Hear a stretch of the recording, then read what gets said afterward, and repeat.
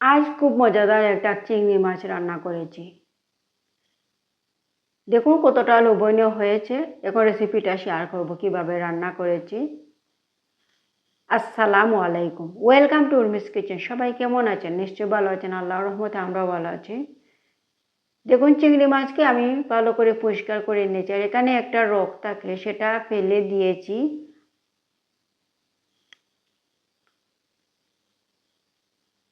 আমরা মাংস দিয়ে রসুন খেয়েছি, আস্ত রসুন, কিন্তু চিংড়ি মাছ দিয়ে একবার খেয়ে দেখুন। এখানে চুলায় পাতিল বসিয়ে দিয়েছি, আর পাতিল গরম হয়ে গিয়েছে। এখানে দিয়েছি সরিষার তেল।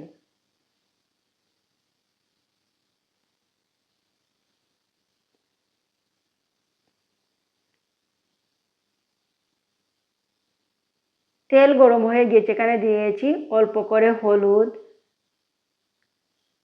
এখন চিংড়ি মাছকে এই তেলের মধ্যে হালকা করে ভেজে নেব, বেশি ভাজবো না। বেশি ভাজলে আবার চিংড়ি মাছ শক্ত হয়ে যাবে, খেতে ভালো লাগবে না।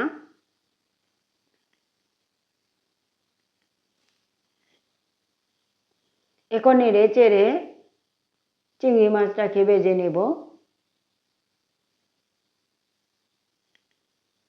এভাবে রান্না করলে চিংড়ি মাছ খেতে আসলে খুব ভালো লাগে।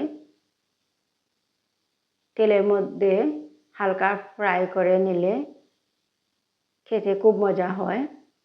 এখন চিংড়ি মাছ ভাজা হয়ে গিয়েছে, এখন আমি তুলে নিচ্ছি। দেখুন হালকাভাবে ভেজেছি, বেশি ভাজিনি।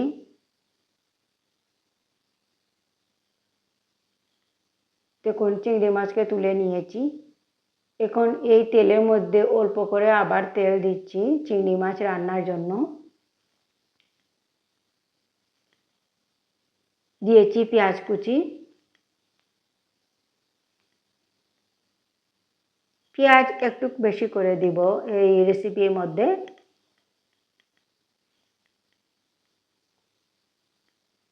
এখন দিয়ে দিচ্ছি স্বাদ মতো লবণ। এখন পেঁয়াজটাকে ভালো করে ভেজে নিচ্ছি। যতক্ষণ না পেঁয়াজ লালচে কালার হচ্ছে ততক্ষণ আমি পেঁয়াজটাকে ভেজে নেব।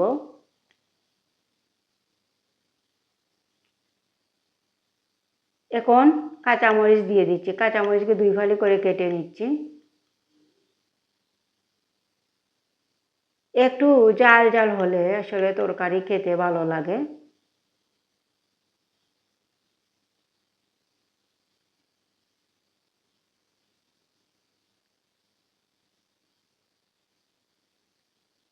দেখুন পেঁয়াজ আমার ভাজা হয়ে গিয়েছে, এখন আমি দিয়ে দিব গুঁড়া মশলা।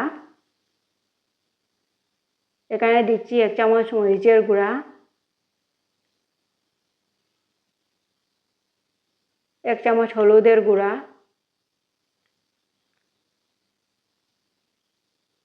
আর দিয়েছি পাঁচফোড়ন। এখানে আমি কোনো ধনিয়ার গুঁড়া দিব না।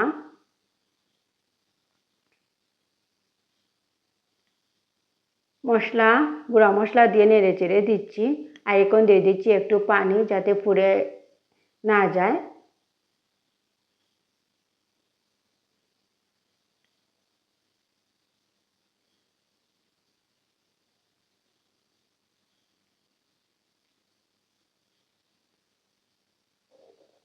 এখন আস্ত রসুনের কোয়া দিয়ে দিচ্ছি।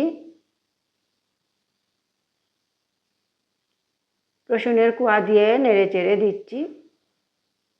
এখন ঢাকনা লাগিয়ে রান্না করব কিছুক্ষণ, যাতে রসুনের কোয়া একটু সিদ্ধ হয়ে যায়। কিছুক্ষণ রান্না করার পর এখন আমি দিয়ে দিব চিংড়ি মাছ।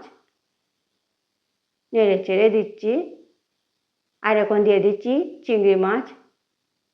চিংড়ি মাছ দিয়ে নেড়ে চেড়ে দিচ্ছি, মশলার সাথে মিশিয়ে নিচ্ছি।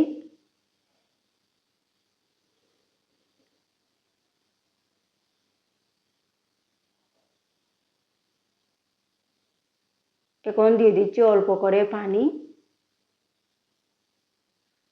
এখন ঢাকনা লাগিয়ে কিছুক্ষণ রান্না করব। কিছুক্ষণ রান্না করার পর এখন আমি দিয়ে দিব ধনিয়ার পাতা।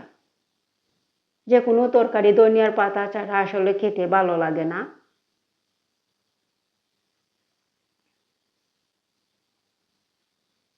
ধনিয়ার পাতা দিয়ে নেড়ে চেড়ে দিচ্ছি। ধনিয়ার পাতা দিয়ে নেড়ে চেড়ে দিয়ে আরও কিছুক্ষণ রান্না করব। তাহলে আমার চিংড়ি মাছের রেসিপিটা হয়ে যাবে। আরও কিছুক্ষণ রান্না করার পর এখন আমি চুলাটা অফ করে নিয়েছি। আমার চিংড়ি মাছ রান্না হয়ে গিয়েছে। দেখুন কতটা লোভনীয় হয়েছে আর কত সুন্দর একটা কালার হয়েছে। এভাবে একবার রান্না করে খেয়ে দেখুন আস্ত রসুন দিয়ে চিংড়ি মাছ।